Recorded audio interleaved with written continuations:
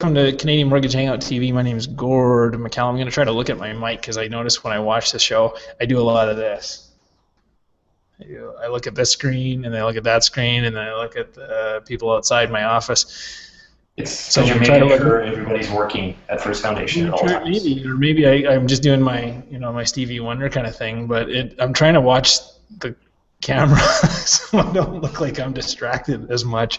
Anyway, speaking of distracted, welcome to Canadian Mortgage Hangout TV. My name is Gord McCallum. I'm joined by my buddies Scott Dawson and Jackson Middleton. How are things today, gentlemen? Rainy. Awesome. We're missing the Rob today. Rob Campbell is normally one of our contributors on the show, but he's a busy guy right now out in Guelph, so we're going to have to do this thing without Rob. But welcome to you who were watching live. We had a fantastic episode last week, I think, with Dan Eisner. It was really interesting, very topical. One of those kinds of hot button issues in the mortgage industry where we're talking about the decision by RateHub, which has been at least sort of an online mortgage rate aggregator and search engine for people looking for mortgage rates online. Their decision to become a mortgage brokerage, which is a controversial decision for sure in the industry where people are already, there's lots of debate about rate sites like RateHub and Rate Supermarket and those others. But even more debate now because they're choosing to compete with their advertisers. And so we had a chat with Dan Eisner. What did you think of the chat with Dan? And were we too easy on him? That's the question we're asking ourselves, and that Ron Butler, I think, brought up for the first time, is maybe we ask too many easy questions, guys. What do you think? Yeah, I think we went a bit easy on him. I think it would have been nice to maybe chat a bit more. I know he was busy, so we didn't really have a full half hour with him.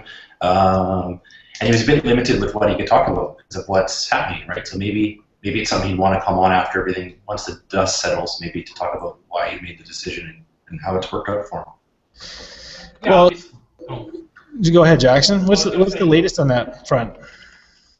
Yeah, obviously, to answer your question directly, are we too easy on our guests? I think if we're hard on our guests, we won't get any. So I think it's a positive place for us to stay warm, comfortable, and invite them to come sit on our couch and have a good conversation. But then again, does it necessarily make for exciting television? Well, yes, because I think it's very topical, and I think the mortgage broker industry is pretty tight-knit, pretty niche. There's a small community, especially that would consider participating in something like this. So, but I think we could have asked Dan a couple more hard questions. At least have the fact that he didn't say no, I can't answer that, probably says to me we didn't ask enough pointed questions. I think we were supposed to have Alyssa Richard on from RateHub. Maybe we got our times mixed up. I know that.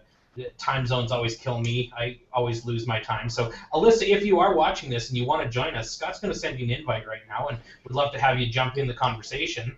If anybody from RateHub's watching this, we'd love to have the conversation, and we'll stay true to form. We will not ask the hard questions. We'll just, we will. We're going to throw you some softballs, Alyssa, just because you're your first-time guest. Lob them up there, yeah. Yeah. And it would be nice to have it on. Alyssa did indicate an interest in being on the show.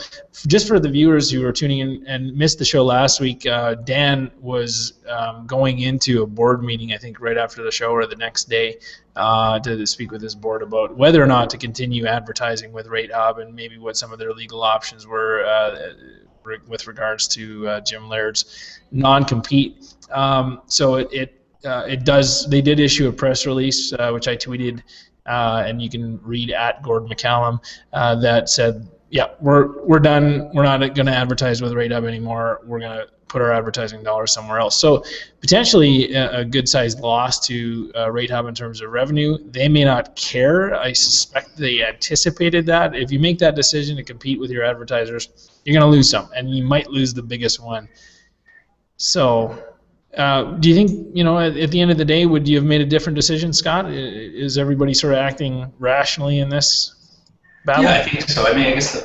I think a lot of the people I've talked to a couple of people that kind of advertise on there, obviously not as big as 200 Mortgage, one of the big ones, but I think they're just going to kind of play it by ear. I mean, if it's still converting and there's still profit for them, then they'll probably continue. If they notice a change, then they'll probably look elsewhere. There's other places to put your dollars, right? Yeah, there's always, I've never found a lack of people willing to take money from me. So if if you have some, there will be people asking for it. And some of them provide more value than others, and it's your job to, as a business owner or an advertiser, to figure that out, I guess. And at the end of the day, the True North made that decision that it's not anymore, which I honestly can't necessarily say I blame them for. And to be fair, I think we really need to have Alyssa or somebody from Rate Hub on the show to talk about the strategic decision there, how they weighed the risks of making this decision, whether they feel at the end of the day that it doesn't matter and that they're going to focus on advertisers like the banks who have the deeper pockets to advertise on that site, and are not in direct competition necessarily, or whether they just fewer advertising dollars coming in over time, but they're going to supplement that with mortgage sales. It should be interesting to find out.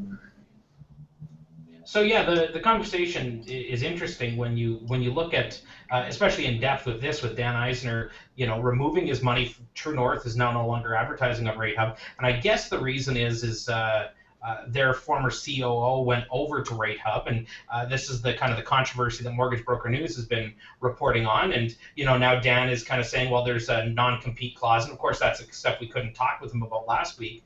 And Rate Hub's in the media saying they're taking the high road on this, and it's you kind of, with all the everything out there without actually talking to the source, it's tough to know. But part of the discussion we could have today is, what do you think of non-compete clauses? Do they stand up in our industry? Do they work? I know some of the comments Ron Butler said that they're enforced regularly. It's just a matter of the language. I've kind of read some of that on the stuff. What are your guys' thoughts on non-compete? Do they work?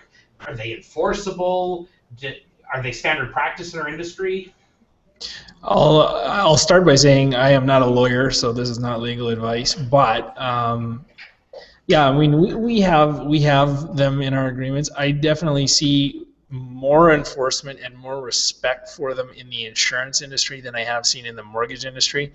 I know a little bit about, from a legal standpoint, my understanding is that you can't form an agreement with somebody that will prevent them from earning a living in their chosen profession. So if somebody has an experience as a mortgage broker, you can't keep them out of the industry completely. You can't say you're either with us as a mortgage broker or you can't work, because that's called a restraint of trade, and it prevents productive people from being in the workplace in their field of study or their profession. But there can be some rules around who you're allowed to solicit for business. You can't take the database with you, or there's a time limit. And I think typically also the big restriction is it's not a forever thing. There has to be kind of a grace period or a time limit on how long that is. So I've seen contracts that on the insurance side that limit your ability to market or solicit business from a brokerage that you left to come with you to another brokerage. And in the insurance world anyway, they are well respected, and people fear those because the companies are very well financed and very able to sue the pants off of you if you're not careful. So people generally respect them. I don't know if that's the case in mortgage land. I don't think so. Scott, any experience with those at your firm or in past? No, nothing really to add on that outside what you kind of said. Hasn't really come across for me yet anyways. So. And do you think they should be in place? Maybe that's the bigger question. Jackson, do you think non-competes are a reasonable thing to have in place? I think they're common.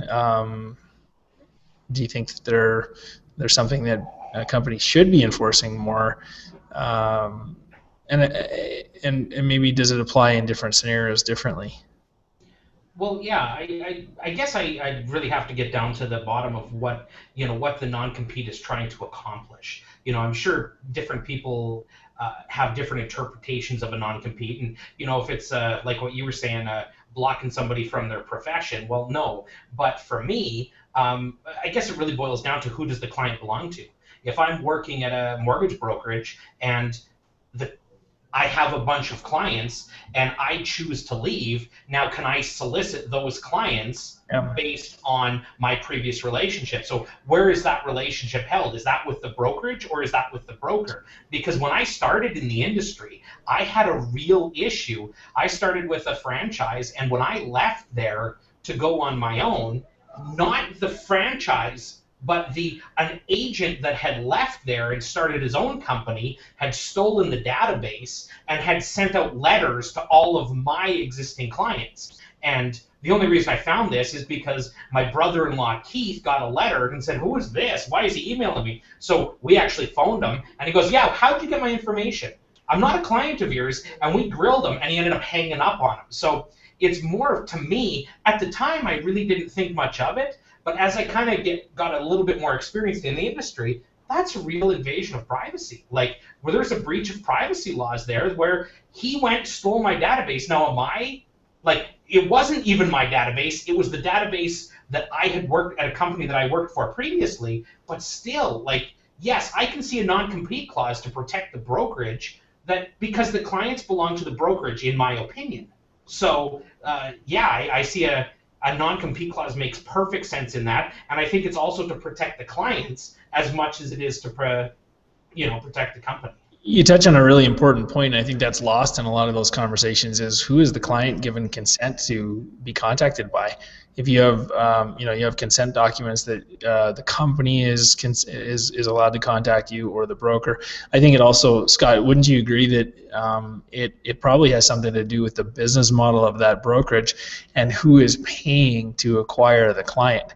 Because I think there are legitimate business models out there where the agent is doing everything from soup to nuts, and they've got their own marketing expenses, and they're acquiring their own business, and they're not relying on the brokerage at all to drive those leads. Then to me that makes sense, that's the agent's database, and they should be free to take that with them wherever they go. Although there are insurance producers out there who do that, and then they still have a non-compete. So it certainly makes more sense, though, if it's the agent driving the business than if the brokerage is driving the business to the agent and the agent is fulfilling it on behalf of the brokerage. If they walk away with that database, I think that's a lawsuit and a big slap on the wrist, or worse, because that is a violation of privacy and privacy law, I think. I don't think the client's giving permission to that individual agent to go all over town with their data. I think that's fair, right? I mean, our business operates differently than First Foundation, so that you nailed it right there. Me as an agent, with my business partner, we're sourcing our leads ourselves. We're paying for everything. We're advertising. Like you said, we're doing everything. So to leave a brokerage to move it on, you would assume that we could take our clients with us. That's how I picture it. Yeah. Well, and I know the gray area is always, if the client chooses to find you, you can't prevent them from dealing with you either, right? You may not actively solicit them. You're not going to send a letter out. If you did have a non-compete in place with a database of people that you have worked with, you wouldn't necessarily go and send them a letter or an email. I mean, now you have to think about CASL compliance with that email as well. But you wouldn't send them an email or make a phone call. That would be a pretty blatant violation of that non-compete if it was in place. But if they're a friend of yours, or a colleague, or somebody who you're engaged with on social media, there's nothing preventing them from contacting you and saying, "Hey, I'd really like you to handle this." And typically that's not a violation of the non-compete. So I think it really does depend on the business model, and definitely having good agreements in place so that there's no uncertainty about who owns that. It should be part of the hiring process. It should be made clear right at the beginning. And then I think there are ways that, it's important to have ways to track your data and ensure that, some sort of logs that on our system, I can see who's been pulling reports, and I can see when. So that's something that we check whenever we know somebody's on their way out. We want to make sure that that they're not abusing those privileges. So having good systems in place to enforce those agreements is important. Moving on to another topic, guys, one of the things that we wanted to talk about today was your customer follow-up. So a lot of time and effort goes into the acquisition of clients, a lot of expense. It's a whole lot of work to get the mortgage done for them, especially these days. But we all know that it's less expensive to keep a client and keep a happy one than it is to find somebody new and sort through a gazillion internet leads, as we like to call them, with a Z. What are your process on the back end, and maybe what are some things that newer brokers who are out there listening in might want to try with regards to customer follow-up? And I'll be more specific. Are you doing any survey work? Are you following up? Are you asking for testimonials online? If you are asking for testimonials, what are your favorite review sites? And I'll put this out to Scott. What kind of work are you doing in that regard, Scott? Yeah, we touched it kind of briefly before we talked on the show, which is great. I guess for me, we have a system. Verico has a system that they use called BrokerBase. So the clients get signed up to that automatically. Now it goes out by email. Do people read their emails? I think less and less when they're getting stuff. So with that, like after a mortgage funds, they get an email to confirming everything goes through and everything's fine. But they do get something asking them to fill out a survey. The issue we had, and we talked about this beforehand, is I think what you kind of brought up after looking at what the link that people go to is people get an email, they don't click the link, or because they're busy, or they click the link, they get to a page and it's a gazillion questions. They're not going to fill it out, so the return rate on them is basically zero, which is an issue, right? But we also follow up more offline in terms of asking for referrals. That's the big thing. So that's kind of the focus we're doing this year. We're sending out like an actual thank you card after closing, and we're also following up a lot more with existing clients that are referring us to people, friends and family. So we're doing a lot more of that stuff kind of offline through letters and gift cards, that kind of stuff. Have you had a positive response to that? Yeah, that's a great thing, right? Because it's something that they pick up, they have it in their hand, like it's coming to their mailbox. It's not a bill, which is kind of nice to get. But you'd be surprised, like a lot of times people will get it and they'll have the card and they'll actually share it with their friends. Like I've seen ones on Facebook saying, "Hey, look, thanks, my mortgage broker just sent me this," and it's a little card, thank you, and it kind of carries on that way. So it's just a little bit, I think, a bit more personal than an email that's, for all intents and purposes, automated. Well, and I guess the phone call follow-up, that's something that we're really learning the value of.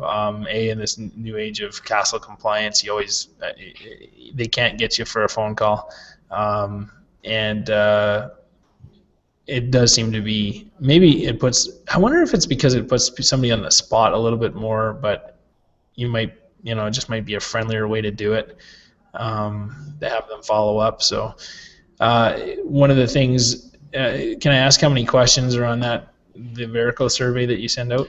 Yeah, let me just check it out here. There is, fill out your name, and then there's 15 altogether. You got to fill in your name, and then there's 15 questions. Okay. And I'm sure they're all really helpful questions and everything else, but if nobody's filling it out, I wonder, it might be worth testing a shorter form. There's one for people who are kind of geeky like me. If you're looking for insight into consumer feedback surveys and things like that, I came across something about a dozen years ago called, maybe 10, I don't know, it could have been 10 years ago. The first book was The Loyalty Effect, which was basically the study of what drives customer loyalty to a brand and that kind of thing, and even employee loyalty to a degree. And they followed it up with another book called The Loyalty Rules, which is a much easier read.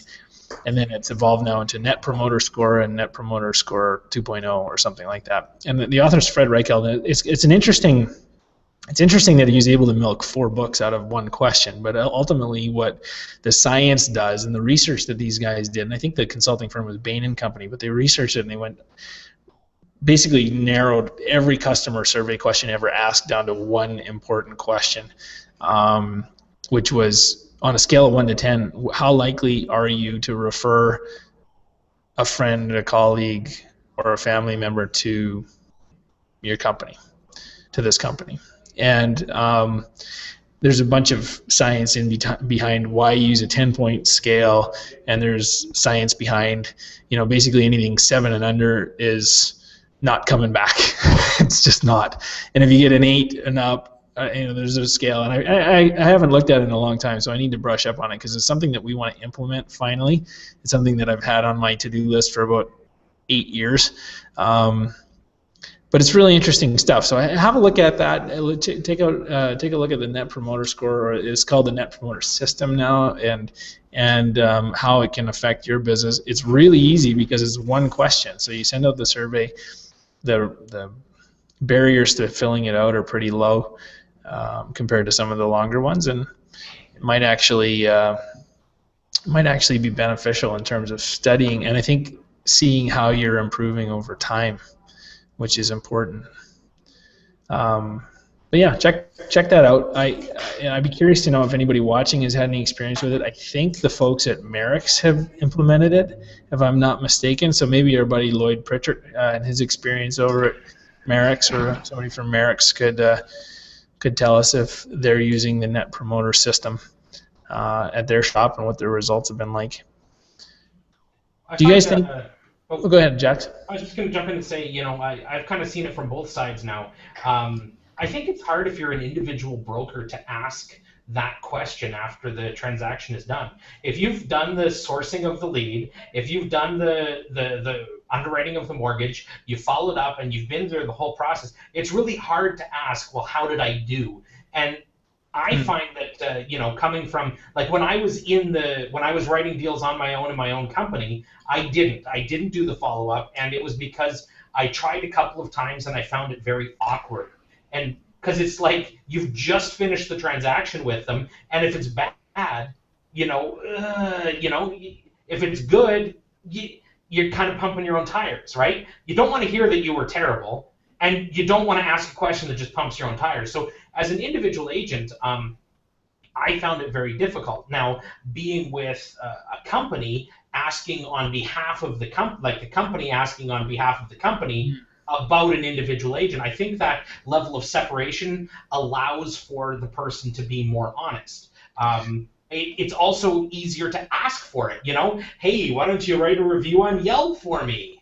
Oh, okay. But from a company, it's more of an understandable thing rather than it's just not as icky and awkward. That's an interesting. That's a good point. Yeah. Scott, do you think it would work better for the individual agent to ask for that feedback, or would the client feel more comfortable with a third party? And I think there are even businesses out there that do this, correct? Yeah, there's got to be companies that will do it on your behalf, I'm sure. But again, if you're talking to an individual agent, it's a cost, right? So is it going to be worth that cost? I don't know. I think that maybe an individual agent can be better off. If someone enjoyed the experience of working with you as an individual agent, chances are you've closed the deal, right? If they don't like you, you're not going to have the deal done. I don't think it's going to go that far. So in that case, maybe an individual agent could be asking, instead of asking for like a recommendation like that or something like that, they could maybe be asking more for referrals, and I think that would be a bit easier to ask for. Do you think? Now, let me ask this question: do you want and referrals and testimonials? Because those of us who advertise or are generating business online, we understand the value of a good review. And let me ask this question: when you guys shop online, I think Jackson, we might differ on this, but when you shop online, do you look at the reviews? I'm on Amazon junkie. I don't buy anything unless I check the reviews on Amazon. I don't care if it's a turnip at the grocery store. I want to know if that's a good turnip. I hate turnips, but I don't know why I use turnips. But do you read the reviews, Jax and Scott? Do you go online and check the review sites first before making a decision, or do you wing it? No, I don't necessarily go to. Well, I guess I can go to Google, right? Whatever you're buying, turnip review, and I'm going to read for sure. But I'm going to be researched in there before I even, go and buy something. So yeah, I do read reviews. Okay. Do I read reviews on service industries? I not so much. I think a lot of times I'll go to, like, say I need a plumber. I'm going to ask a friend or somebody I know, do you know a good plumber?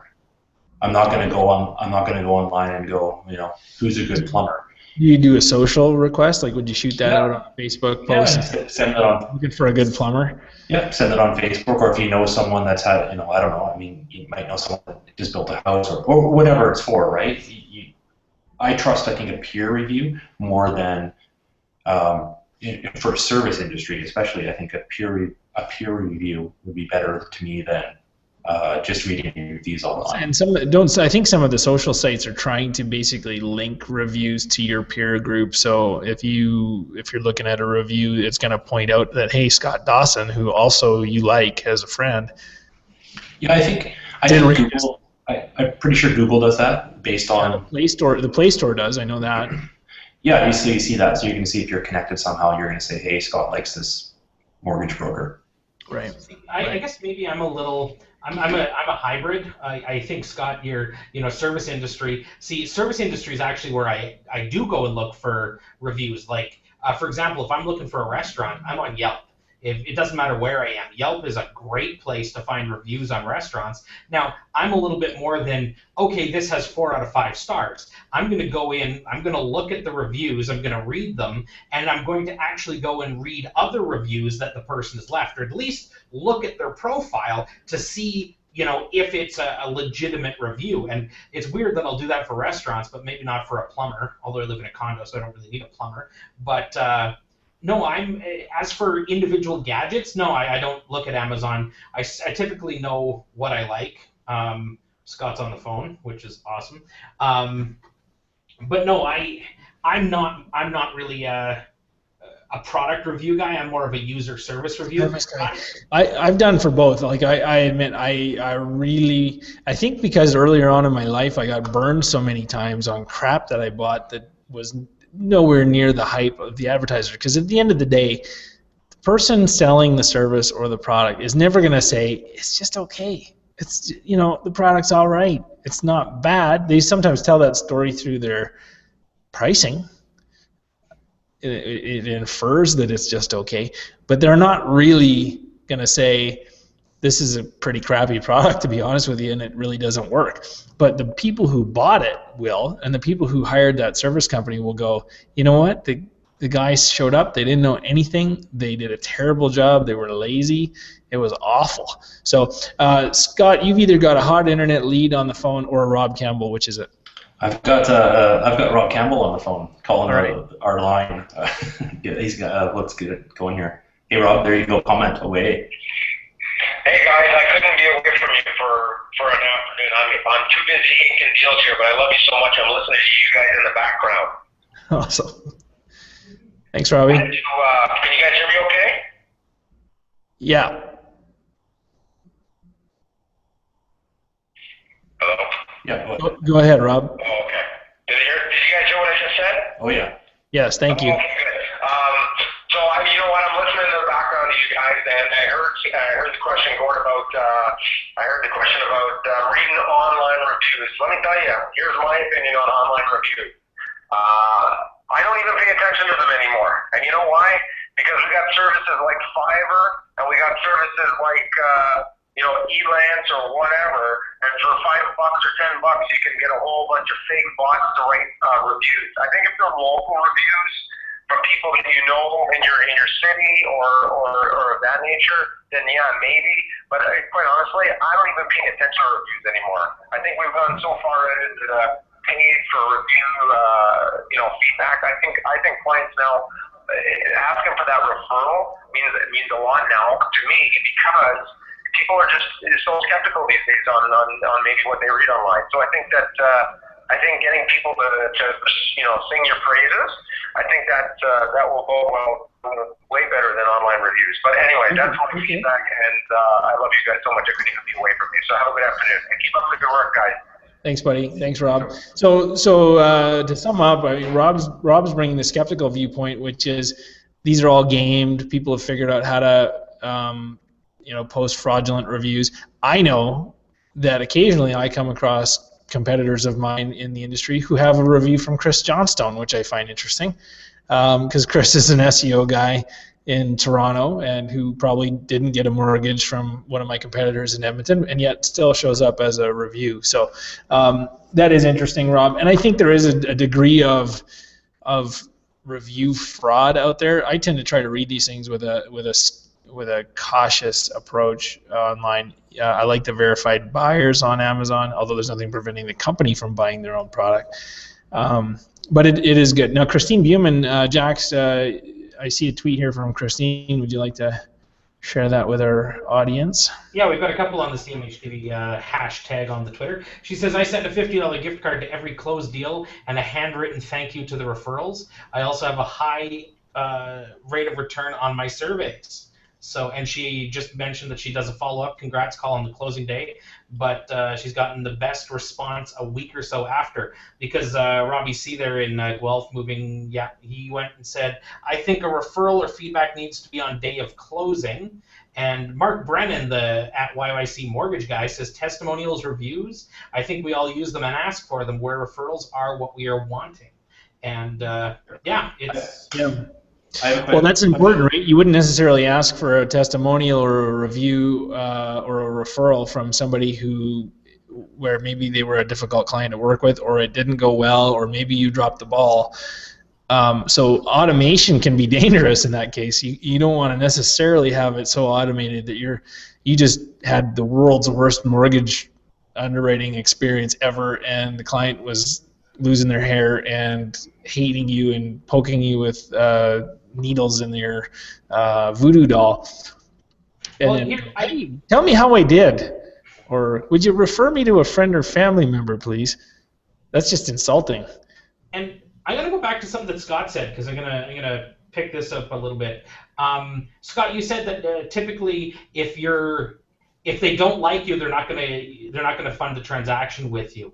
I might disagree a little bit with that, because I found that I've worked with clients and maybe they've liked me, but unknowingly they were very disappointed with the process. You know, the lender's nitpicking for documents. What do you mean this has to be done? I thought I've already provided that. And it's kind of, and early in my career, here's a heads up to mortgage brokers. Here's like a life pro tip. Don't blame the lender. Don't ever blame the lender, because this lender's tough to deal with, or this lender's notorious for bad customer service. The problem is you're the representative of them. Like, then the question that they're asking in their head is, then why are we dealing with them? I came to you for your advice and your service. So for me, and I got caught up with that early on in my career, where basically what I was doing was saying, yeah, well, it's just the lender, they're picky on this. And, you know what? I think as a broker, you do have responsibility to both parties. But I'll be honest, Jax, I differ with you on that a little bit, because there are times when the right product or the right rate requires a choice of a lender that may be substandard in terms of their service. I will, at that time, before we choose the lender, before we even go down the road, go, look, this is unfortunately my recommendation. I hate to say it. Here's the reason why I'm hesitant. I think this is the right product for you. It's by far the best one for and for your situation. But here's what you can expect from this lender. Here's how I'm going to back you up. Yes, and probably when it goes wrong. You're setting the expectations. I'm saying if you're in the process, you've taken them there, and all of a sudden things are going wrong, and now you're blaming the lender. No, they're dealing with you. Yeah. Take personal responsibility and say, hey. But a lot of times clients don't voice those objections. So the problem is you get through it, and in their head, what they're thinking is, it wasn't this hard last time dealing with my bank. I like Jackson, but I'm not dealing with him again. Well, there's that. Because the lenders. And if it's easier to deal with the bank, then we have a problem, because the last survey saw 52 or 54% of people had an antagonistic relationship with the bank. So we don't want to be worse than that, folks. I do have a question. Gordon, Christine wins the internet for the day. Okay. She just hit me with quotations. Don't blame the lender at Kilted Broker. I totally agree. Blame the insurer. She wins the internet for the day. Take it up the food chain one more notch. Yeah. I actually have a question for Christine. Christine, have you found, and maybe if you're willing to share, how many questions do you have on your follow-up survey, and have you tweaked that at all to see if you get different response rates on the number of questions? And for Christine, not how many questions as well, but how do you send out the review? Is it, are you sending a paper, post-paid envelope back, or is it online? How do you get those back? That's a great question, because we do the follow-up card and gift card as well, and I think that's generally well received. Though I will say we did have an experience with we used a service for a while. What was it called? Jump cards. And what was cool about jump cards was the client could use them for whatever they wanted. It wasn't like us sending Starbucks to somebody who was allergic to coffee or something. They had the choice of how to redeem that card, and you could use that card to get other gift cards. So you could use a $50 jump card to get a Home Depot card, or get a Canadian Tire card, or get a whatever card. And we thought, this is brilliant, this is great, and it was branded. So the jump cards had our logo on them, it had our information in it. It was really slick. But we found that we only had about a 38% conversion rate on those cards. So that meant of all the money we spend on these cards, only 38% of them were actually getting used. So think about this business model for a second. Brilliant business model for jump cards, because they sell you the $50 gift card, which you have to use to redeem on one of their stores or whatever, so they get a margin on that. But only 38% of them got used, so they pocketed all this money and kept it, and didn't have to redeem it for anything. It's genius. But the good news is we had the reporting, and we looked at this and go, this is a waste. We got to do something more effective. So Jackson's been delivering beef jerky to our clients. I'm still waiting for the beef jerky, by the way. I know. It'll show up. It's some he gets a little too cute with it. It's fresh. It's fresh beef jerky. You can't rush these things. We've here every day. The cow. We've got to hang it. Come on. There's things that we have to do here. When it says age 28 days, it's because Jackson's hanging it in his closet at the condo. That's it. On the note about nibbling off of it. Yes. On the note about gift cards, at one of the Variable conferences this year, one of the other offices out here, Jared Dreher, he does, instead of sending gift cards, he chooses to do clients' birthdays. So instead of sending somebody's a gift card on their birthday or some type of something, he sends them a certificate for a local bakery he's worked out, and they can redeem it for a cake. And it's good for the month, and if they don't redeem it, he doesn't pay. The bakery gathers up the certificates and sends them a bill. So I like that. That's the way to do it. You should only pay when it gets redeemed. That makes a whole lot more sense. We did try another one a few years ago, which the people who used it were very pleased with it, which was Canada Helps, I think, .org or whatever. Where we would basically make we would provide the money, and the person receiving the gift had their choice of charity to apply it to. So if the $50 would go to the SPCA or Cancer Society or whatever it was, whatever they chose, and they could pick pretty much any charity in the country. It was awesome, but again, the take-up rate, like, it was this kind of impersonal email that went out, and people sometimes didn't know what it was, or maybe went to spam. And sometimes, as they say, sometimes it's nice just to have something that says thank you and handwritten, a card in the mail. Doesn't have to be anything in it, honestly. Like one of these from Scott Dawson. Like one of those. I keep it close to my heart and my coffee mug. See? We appreciate it, Scott. You're a classy guy. And we didn't even buy a mortgage from you. You didn't even get a mortgage from me. I got this card. I loved how the handwritten portion is terrible. Was exactly almost the same text as right here. That was kind of awesome. Scott, you're the best. I probably have the worst handwriting ever, but it's me. Anyways. You kind of look. So Rob Campbell just tweeted out an Amazon link to the book where.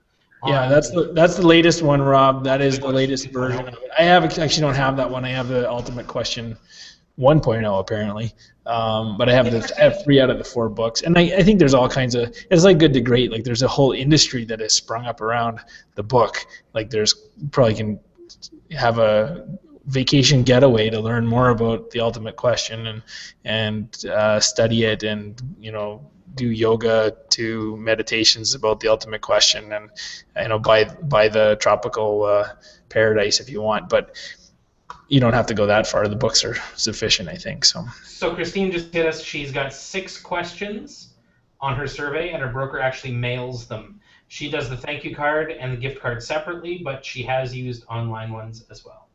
Oh, right on. Okay, thanks, Christine. And no, that's good to know. So I think the types of questions and the amount of them probably has some impact on, and there's smarter Return people rate, for sure. figure that out in terms of the return. But well, guys, interesting stuff today for sure. It would have been, there's always lots to talk about and always lots of ways, even for brokers who've been around for a long time or whether you're just starting out, there are lots of ways to improve the business, take better care of people, and hopefully learn from the things that went well and things that didn't go well, how to improve your business. So it's a good subject, and it doesn't matter how long you've been around. It can take.